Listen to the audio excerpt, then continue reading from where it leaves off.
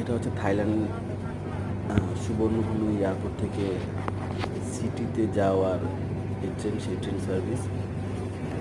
অনেকেই হয়তো বা যারা থাইল্যান্ডে আসেন তারা জানেন না যে এয়ারপোর্ট থেকে ট্রেনে যাওয়া যায় সিটিতে, এবং সেটা অনেক কম খরচ, প্রায় 50 বাতের মতো লাগে। হইতেছে যে আপনার পায়াথাই নামে একটা স্টেশন আছে, এবং সেখান থেকে আপনার সুকুমবিতে আরও 20 থেকে 30 বাত এরকম লাগে, মোটামুটি 80 বাত এর মধ্যে একজন ইজিলি চলে যেতে পারে, তার যদি সেরকম ভারী কার্টুন বা লাগেজ না থাকে। এটা হচ্ছে বাম পাশের দৃশ্য, অসাধারণ দৃশ্য। এই যে বাড়িগুলো দেখতেছেন একই রকম, একই ডিজাইন, একই শেপ। এইটা এই ধরনের বাড়ি সব মিলে একটা ভিলেজ বলা যায় আর কি। দ্যাট মিনস হইতেছে কেউ যে এরকম বাড়ি যেগুলো দেখবেন একই একই কালারের, একই শেপের বাড়ি, সেগুলো একটা ভিলেজ। এবং কেউ ইচ্ছা করলে এই ধরনের ভিলেজের বাড়ির শেপ বা ডিজাইন চেঞ্জ করতে পারে না।